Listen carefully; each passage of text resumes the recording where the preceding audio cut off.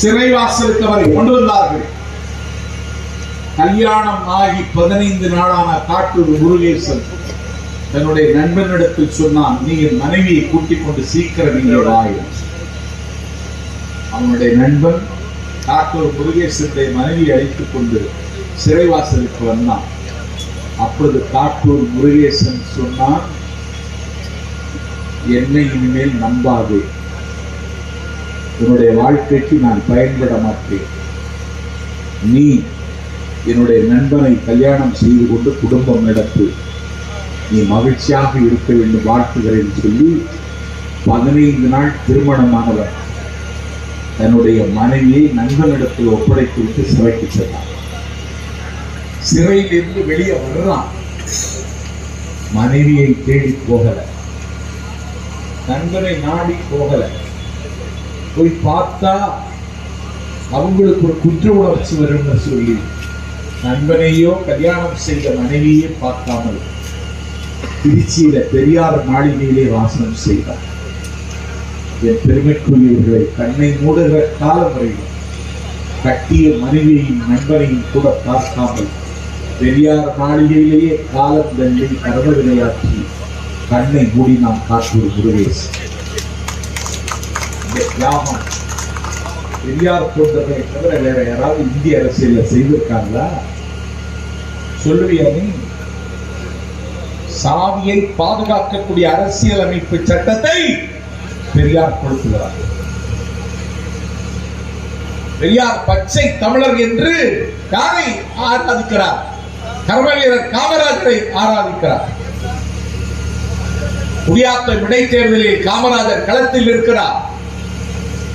காங்கிரஸ் கட்சிக்குள்ளேயே கலகம், பிறந்து மேகங்களில் இருந்து இடியை எடுத்துக் கொள்ளுதல் என்கிற விதியை பயன்படுத்தி சத்தியமூர்த்தி ஐயர் பிடியில் இருந்து காங்கிரஸை விடுவித்து காமராஜரை முதலமைச்சராக திட்டமிட்டு ஒரு முதலமைச்சராக இருக்க வேண்டும்னா இடைத்தேர்தலையோ பொது தேர்தலே ஒரு தொகுதியில் நின்று ஜெயிக்கணும்.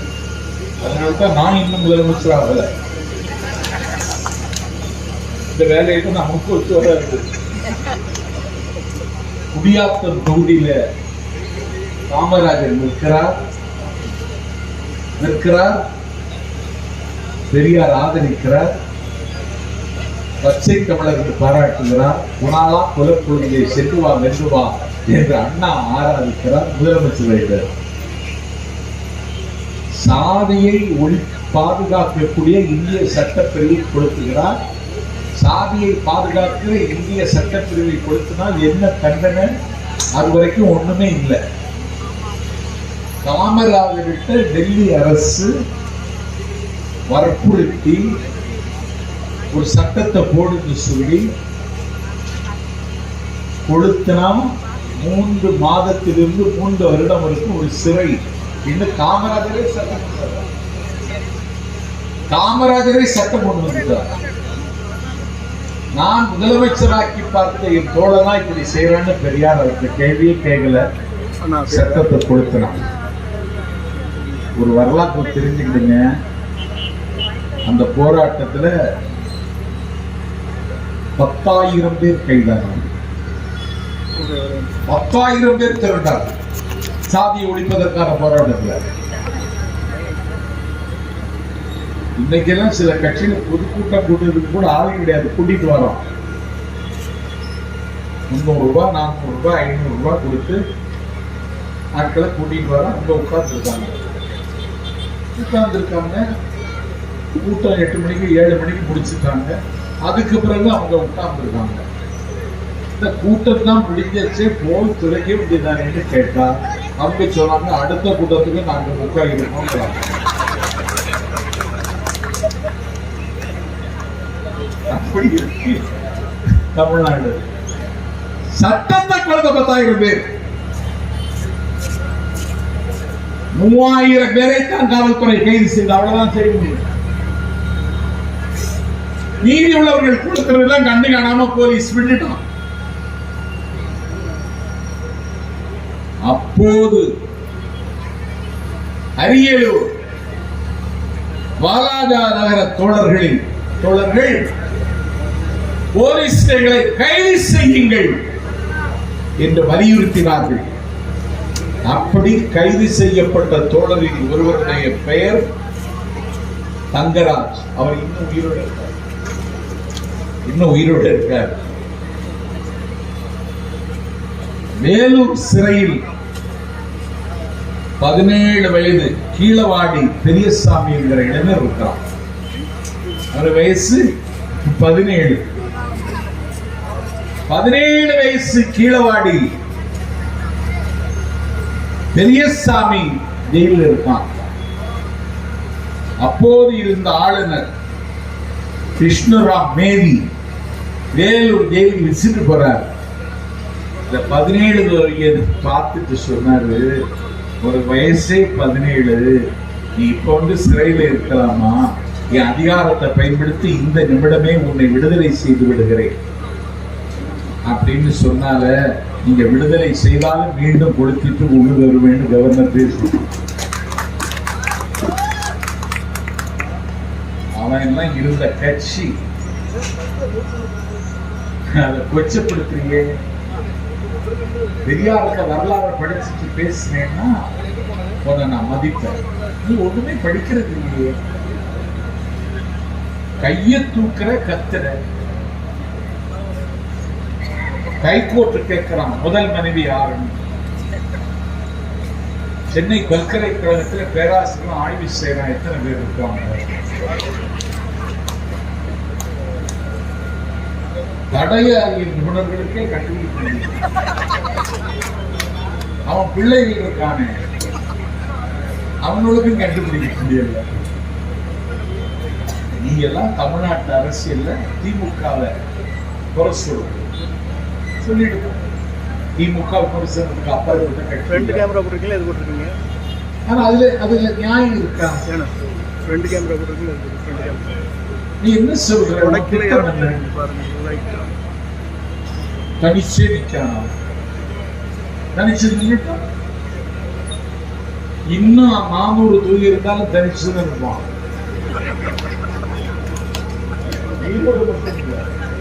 400 தொகுதி இங்க இருந்தாலும் தனிச்சுதான் இருப்பான். ஏன்னா அவனுக்கு வசூல் தான் முக்கியம். நீ எல்லாம் எங்க கூட அரசியல் செய்ய வாரிய. நீ உன்னை எச்சரிக்கிற, அளந்து பேசு. அளந்து பேசலைன்னா விளைவுகள் கொஞ்சம் விபரீதமா இருக்கும். நாங்க பொறுப்போட பேசுறோம். நாங்க இந்த ஆட்சிக்கு எந்த ஊனமும் விளைவித்து விடக்கூடாது என்பதில் நாங்க எச்சரிக்கிறோம். ஏன்னா இந்த ஆட்சிக்கு ஊனம் விளைவிப்பதற்கு பல பேர் திட்டமிடுறோம். திருப்பரங்குன்றத்தில் போய் நிற்கிறான். அங்க சிக்கந்தர் பாட்ஷான்னு ஒரு ஆள், ஒரு வலியுள்ளா, இல்லாவிட்டால் ஒலியுள்ளா, அவர்கள் இறைவனுடைய அருளை பெற்று அடியார்கள். வயிற்று வலி, காய்ச்சல், நெஞ்சு வலி, நேற்றை தூக்கம் வரல அப்படின்னு சொன்ன திருக்குறான எடுத்து கையில வச்சுட்டு ஒரு ஷரத்தை அந்த மிருதுமோடு ஓதும் பொழுது அதை கேட்கிறவனுக்கு ஒரு இதம் கிடைக்குது மாதிரி ஒரு ஃபீலிங் வரும். போயிட்டு வரேன்னு சொல்லிட்டு போயிடுவான். இப்படிப்பட்ட வலியுள்ளார்கள், வலிமார்கள் தமிழ்நாடு முழுக்க இருந்திருக்கிறார்கள். நான் பிறந்த ஊருக்கு பக்கத்துல தக்கலை. கம்பன் 10,000 பாட்டு தந்தான்னு சொல்லுவாங்களே, எங்களை தக்கலை வீரப்பா என்கிற வலியுள்ளா 12,000 பாட்டு தந்தார். ஞான புகழ்ச்சி, ஞான குரம், ஞான கூட்டு என்று அவர் ஞான புகழ்ச்சி பாடல்கள் அவ்வளவு தந்தார். அவ்வளவு சுவையா பட்டினத்தார் பாடினது மாதிரி அவரும் பாடினார். சித்தர்கள் பாட்டு மாதிரி இருக்கும் இவர்கள் பாட்டு. ஏற்காடியில் தர்கா இருக்கு, நாகூர்ல தர்கா இருக்கு, தமிழ்நாடு முழுக்க இருக்கு. பேராசிரியர் இந்த எல்லா தர்காக்களையும் பற்றி, அந்த வலியுள்ளாக்களை பற்றி புத்தகம் எழுதி இருக்கிறார். இப்ப சிக்கந்தர் தர்கா இருக்கு மேல, திருப்பரங்குன்றத்துல காலங்காலமா இருக்கு. அங்கே ஏன் மாமா நவாஸ்கரி போனாரு? அவரு கூட போனமா போய் பிரியாணி என்னமோ சாப்பிட்டுட்டானா, அது பெரிய குத்தமா. ஏன் சாப்பிடக்கூடாதா? சாப்பிட்டா என்ன தப்பு? நான் கேட்கிறேன், கண்ணப்ப நாயனார் யாரு? கண்ணப்ப நாயனார் யாருடா? அந்த எச்சில் ராஜான்னு ஒரு பையன் இருக்கானே, இருட்டுல பிறந்தானே, கண்ணப்ப நாயனார் யாருல? அவன் பொத்தப்பி நாடு இருக்கு, தமிழர்களின் நாடு அது. பொத்தப்பி நாடு அது இன்னைக்கு காலஸ்தீமா, காலஸ்தீல காலத்தி ஷெட்யூல்டு ட்ரைப். அந்த மன்னனுடைய பெயர் நாகன், அவன் மனைவியின் பேர் தத்தை. அவன் ஒரு குழந்தை பிறக்கல, முருகனை நோக்கி தவம் செய்யலாம். முருகன் அருளால் அவர்களுக்கு ஒரு குழந்தை பிறந்தது. பிறக்கும் பொழுதே திண்ணமா இருந்தான், அதனால திண்ணப்பேடு பேர் வச்சான். முருகன் அருளாட்சியோடு பிறந்த குழந்தை சின்ன வயதிலேயே வேட்டையாட கற்றான், வில் பயிற்சி பெற்றான், வாழ் பயிற்சி பெற்றான், போரின் எல்லா கலையும் அறிந்து கொண்டான். இனி இவரை மன்னனாக முடிசூட்டலாம் என்று நாகன் தன்னுடைய மகன் திண்ணப்பரை அந்த பொத்தப்பை நாட்டின் அரசனாக்கினான். ஒரு நாள் அவன் வேட்டைக்கு காட்டுக்கு சென்ற பொழுது காலத்திமலை உச்சியில் இருக்கிற சிவனை பார்த்தான், நெஞ்சை பறிகொடுத்தான், கண்களிக்க கண்டு கொண்டிருந்தான்.